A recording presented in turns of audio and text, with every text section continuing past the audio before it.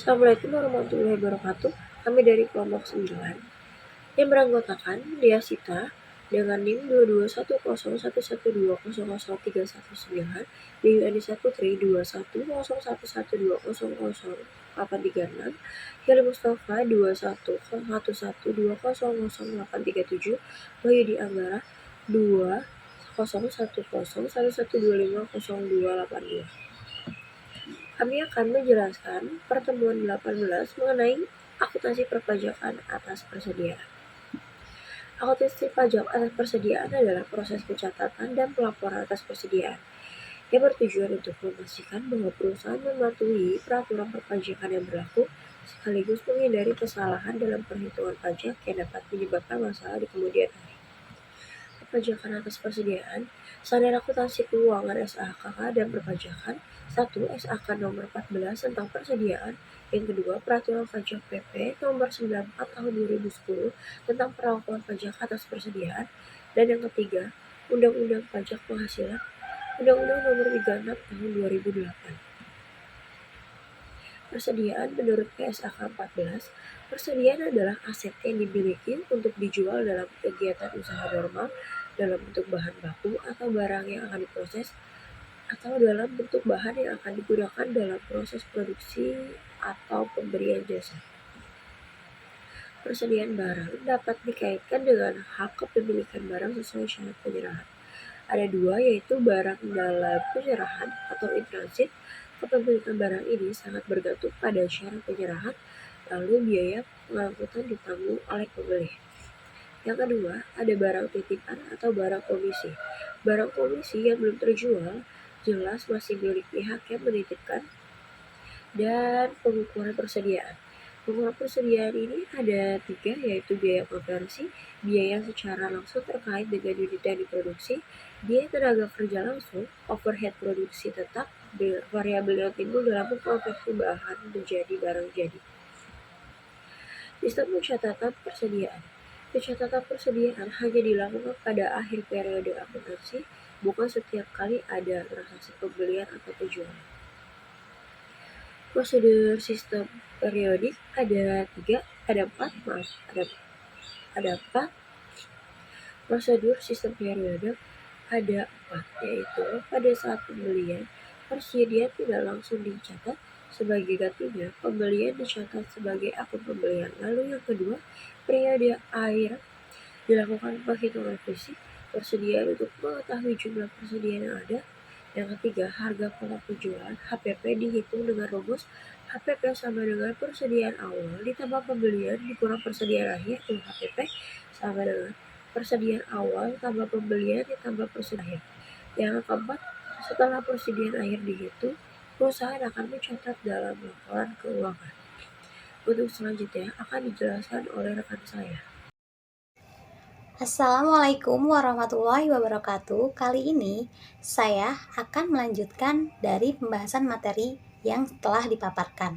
Di sini saya akan menjelaskan tentang sistem pencatatan persediaan, di mana contoh dari pencatatan itu sendiri adalah pembelian persediaan dicatat dalam akun pembelian. Lalu pada akhir periode, jumlah persediaan dihitung dan digunakan untuk menghitung harga pokok penjualan atau HPP menggunakan rumus yaitu HPP yaitu bersama dengan persediaan awal plus pembelian dikurang persediaan akhir. Lanjut, sistem pencatatan persediaan. Sistem perpetual inventory system.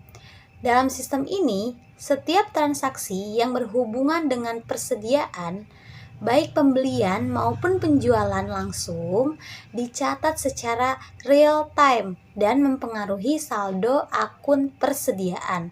Selanjutnya, sistem perpetual juga mencatat pembelian persediaan langsung dicatat ya dalam akun persediaan, dan penjualan langsung mengurangi jumlah persediaan yang tercatat.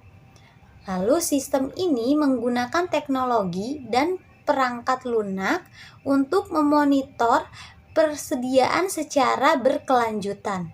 Selanjutnya, kelebihannya yaitu menyediakan informasi yang lebih akurat dan real time mengenai persediaan yang tersedia, memungkinkan perusahaan untuk melakukan pengendalian yang lebih baik.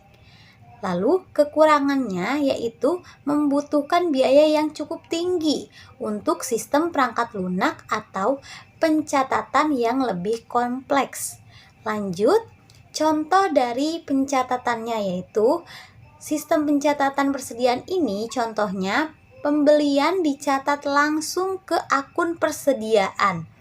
Lalu, penjualan langsung mengurangi jumlah persediaan yang tercatat.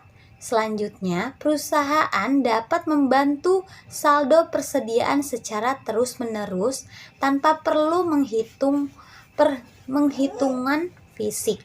Ya. Lanjut di sini ada pengaruh terhadap penghasilan PPH. Metode FIFO yaitu metode akuntansi persediaan yang menganggap barang pertama yang masuk atau first in adalah yang pertama keluar atau first out. Metode ini sering digunakan dalam kondisi stabil atau deflasi. Kelebihan dari metode FIFO ini, kelebihannya mencerminkan nilai sebenarnya dari persediaan. Lalu, kelebihan yang selanjutnya yaitu sesuai dengan prinsip akuntansi historis. Lalu, kelebihannya mudah diimplementasikan. Kekurangan dari metode FIFO tersebut yaitu tidak mengurangi beban pajak, tidak mencerminkan kondisi pasar saat ini, selanjutnya dapat menyebabkan kerugian jika harga barang naik. Ya.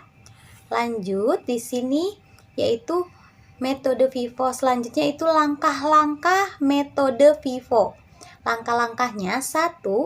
Identifikasi dulu jumlah unit terjual. Yang kedua, identifikasi persediaan pertama yang masuk. Yang ketiga, hitung jumlah unit terjual dari persediaan pertama. Yang keempat, hitung sisa persediaan. Dan yang terakhir yaitu yang kelima, hitung nilai persediaan tersisa. Terima kasih. Oke, selanjutnya saya akan menjelaskan contoh soal dari metode FIFO. Contohnya ada PT Indah memiliki persediaan barang jadi sebagai berikut. Pada tanggal 1 Januari, pembelian 100 unit dengan harga 30.000 per unit. Pada tanggal 15 Januari, pembelian 150 unit dengan harga 35.000 per unit. Pada tanggal 31 Januari, terjual 200 unit. Perhitungannya, 1. Terjual 100 unit dari persediaan 1 Januari dijual dengan harga 30.000 per unit atau sebesar 3 juta rupiah. Yang kedua, terjual 100 unit dari persediaan 15 Januari sebesar dengan harga 35.000 unit, 30.000 per unit, 35.000 per unit sebesar 3.500.000 rupiah. Yang ketiga, sisa persediaan 50 unit dengan harga 35.000 unit. Nilai persediaan tersisa adalah Rp1.750.000 dari total 50 unit tersebut dengan penjualan sebesar Rp6.500.000. Selanjutnya, metode LIFO. Last in first out adalah metode akuntansi persediaan yang menganggap barang terakhir yang masuk atau last in adalah pertama keluar, first out. Metode ini sering digunakan dalam kondisi inflasi untuk mengurangi beban pajak. Kelebihannya mengurangi beban pajak karena menggunakan harga terakhir yang lebih tinggi. Kedua, mencerminkan kondisi pasar saat ini. Ketiga, mengurangi dampak inflasi. Kekurangannya tidak mencerminkan nilai sebenarnya dari persediaan. Dapat menyebabkan kerugian jika harga barang turun. Tidak sesuai dengan prinsip akuntansi histori. Langkah-langkah metode LIFO adalah yang pertama, mengidentifikasi jumlah unit terjual. Kedua, mengidentifikasi persediaan terakhir yang masuk. Ketiga, hitung jumlah unit terjual dari persediaan terakhir. Keempat, hitung sisa persediaan. Dan kelima, hitung nilai persediaan tersisa. Selanjutnya, contoh soal metode LIFO, last in, first out. PT Maju memiliki persediaan barang jadi sebagai berikut. Pada 1 Januari melakukan pembelian 100 unit dengan harga Rp40.000. Pada 15 Januari melakukan pembelian lagi sebanyak 150 unit dengan harga Rp45.000 per unit. Pada tanggal 31 Januari terjual 200 unit.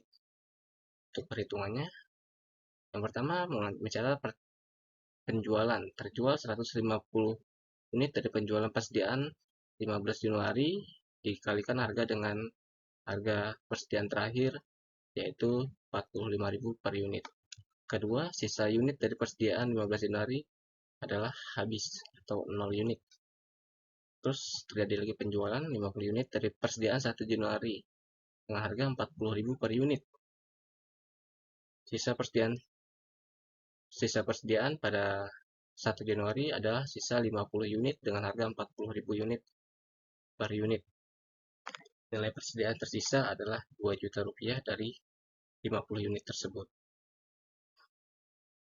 Ketiga, selanjutnya pengaruh terhadap pajak penghasilan dengan metode rata-rata atau average cost adalah metode akuntansi persediaan yang menghitung harga rata-rata dari seluruh persediaan.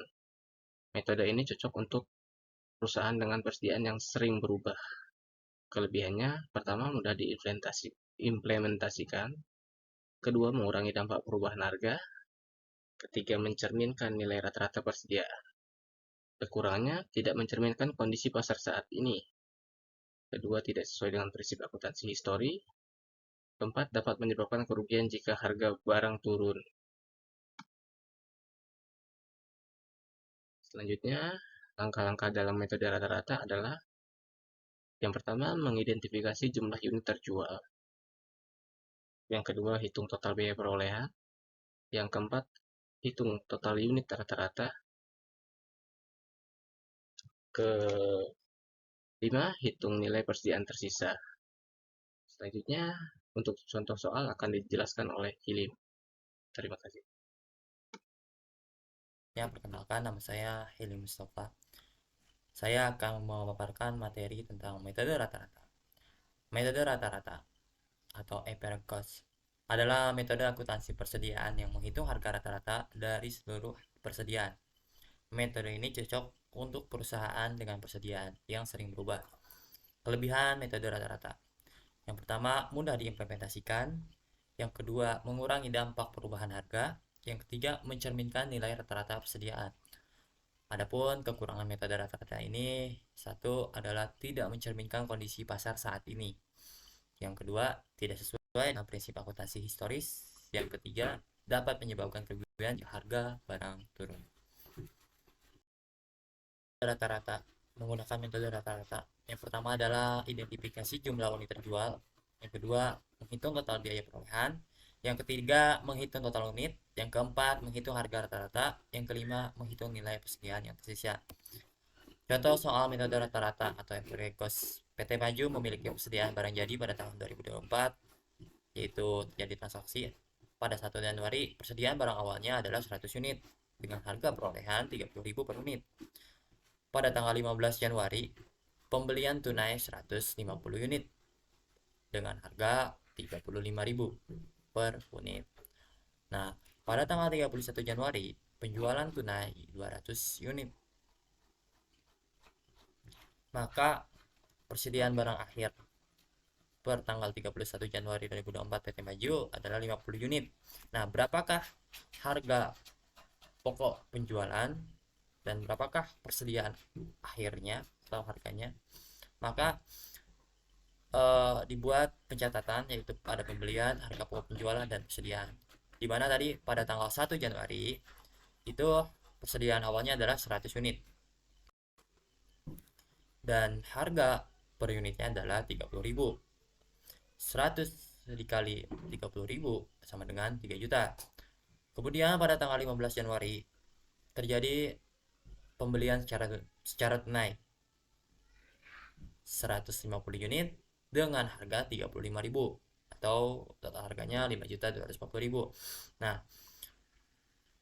total persediaan pada tanggal 15 Januari ini adalah 250 unit dengan harga per unit adalah 33.000. Nah, perbedaan dengan metode FIPO dan LIPO adalah pada harga perolehan unit tersebut, yaitu harga pokok perolehan sama dengan persediaan awal ditambah pembelian dikalikan dengan kuantitas. Kuantitas yang dimaksud adalah dari persediaan awal dengan persediaan yang akhir, yang pembelian. Nah, setelah itu didapatlah harga perolehan 33.000. Nah, di sini makanya kita dengan metode rata-rata yaitu 33.000 dengan total harga 8.255.000. Pada tanggal 31 Januari PT Maju menjual atau terjadi penjualan 200 unit dengan harga per unitnya adalah 33.000. Tidak. Pencatatannya maka di harga pokok penjualan 200 unit, harga per unitnya atau harga perolehan itu 33.000 berdasarkan metode rata-rata. Sama dengan total harganya 6.600.000. Yang kemudian pada persediaan akhir adalah 50 unit dengan harga perolehan 33.000 atau 1.650.000.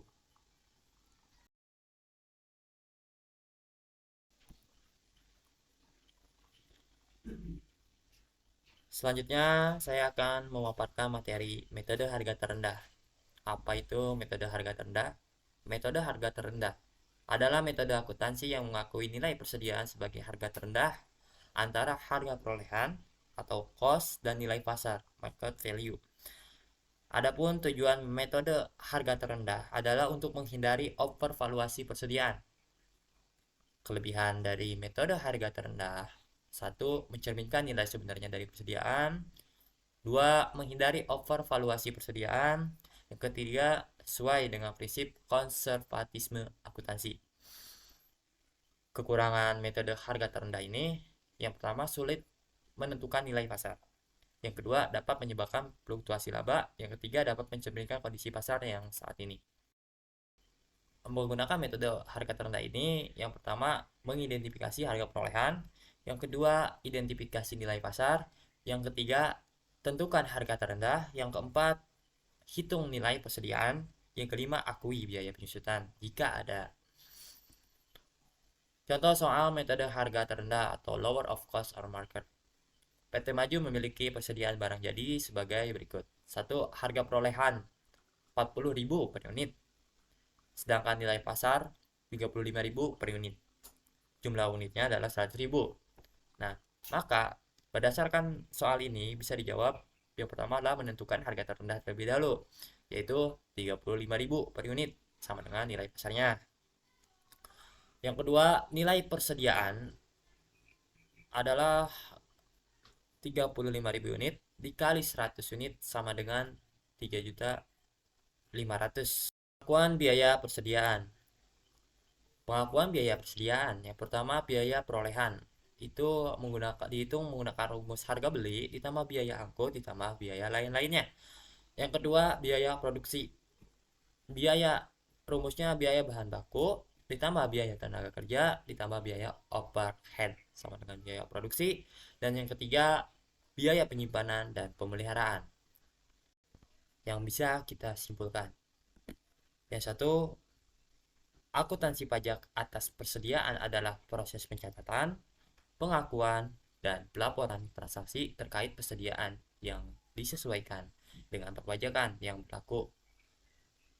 Yang kedua, dalam peraturan standar akuntansi keuangan, perusahaan dapat menggunakan metode FIPO, LIPO, atau rata-rata tertimbang, dan lain-lainnya.